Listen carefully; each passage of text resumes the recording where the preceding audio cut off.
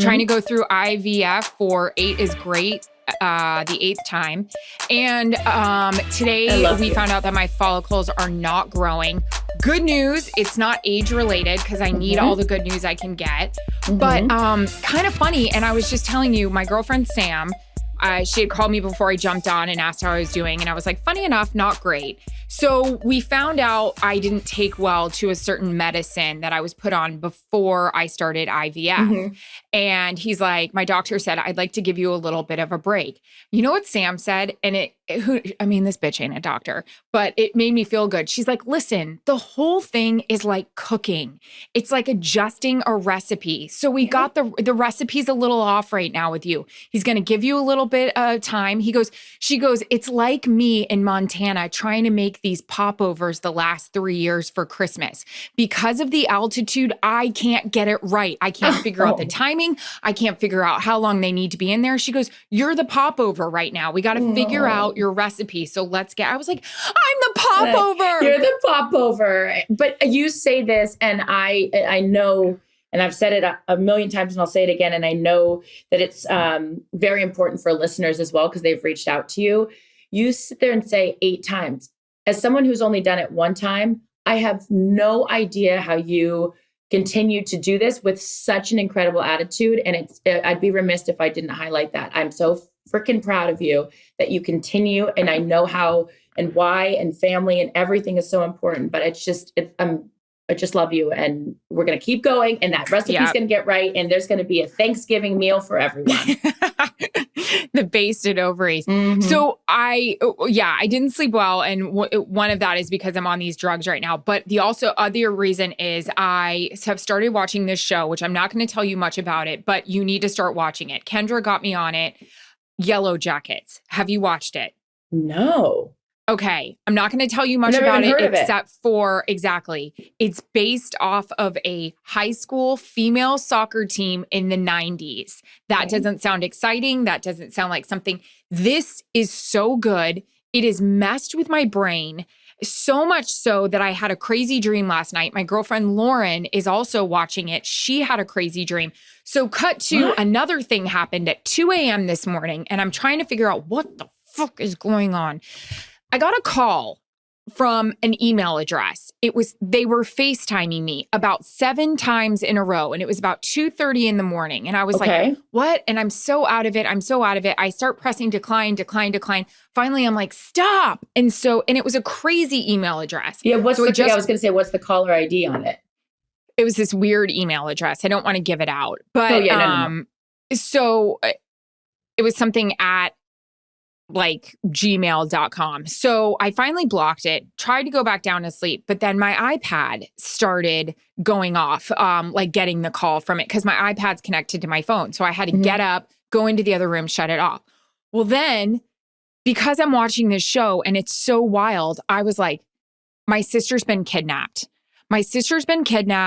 This is her her kidnapper calling me, or this is the person that's found her body on the side of the road. Oh my God, Erin. This is where your mind goes to.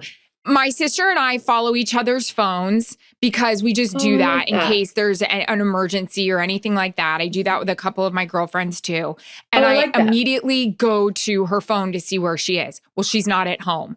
I knew she was at a friend's house. So it's 2:30. I've gotten 7 different calls, and I'm like, is this her kidnapper calling me to ask for ransom money? This is all going back to this show. It has screwed up my head. So today, I still haven't heard from her. I text my parents, who have also watched Yellow Jackets. And I'm like, you still haven't heard from her? Well, I said, not sure if this is the show, but I am so screwed up right now. I haven't heard from Ken. I've located her phone. She's at a different address. My dad's like, she's partying with her friends. It's spring break for her kids that she's teaching. Okay. They had a good time last night.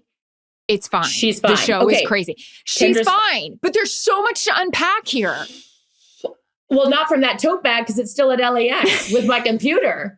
But give it back. They're the kidnappers.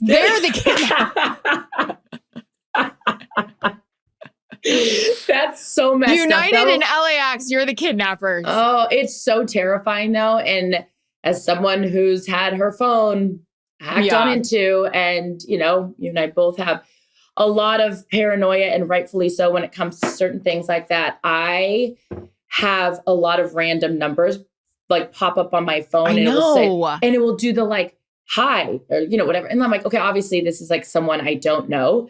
One time that happened, and it just said, it had my name, and it was spelled CHARRISAS,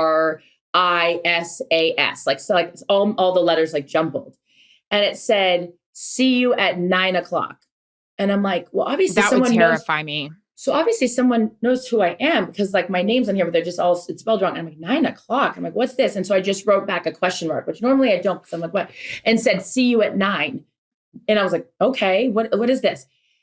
So then I write back another question mark, and the person goes, problem now. And I'm like, problem now? Oh, like, no. What's going on here? And I said, tell me who this is right now, or I'm calling the cops. The person writes back, Lynn, it's my nail lady. Oh, no. I didn't have her number stored in my phone. And so I had called the nail salon to make the appointment.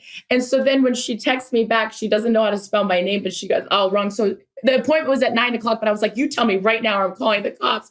She just writes back, Lynn. But it's my paranoia, because I'm like, see you at 9. Someone knows where I live, which someone that stalker stood, he knew where I lived. So I was like, oh my God, someone's coming to kill me at 9:00, and I better be ready for this. And it was Lynn, the nail lady.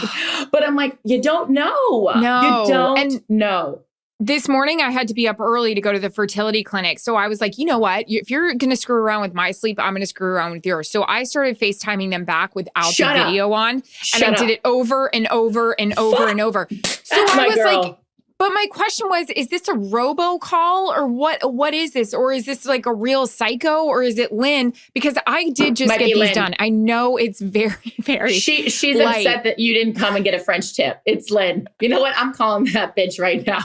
And oh my God, no one loves Lynn more than me. I just was like, I didn't know what I was more surprised by, is that she didn't know how to spell my name, or I didn't have her number stored. I was like, Lynn, you and I are very close. What's going on?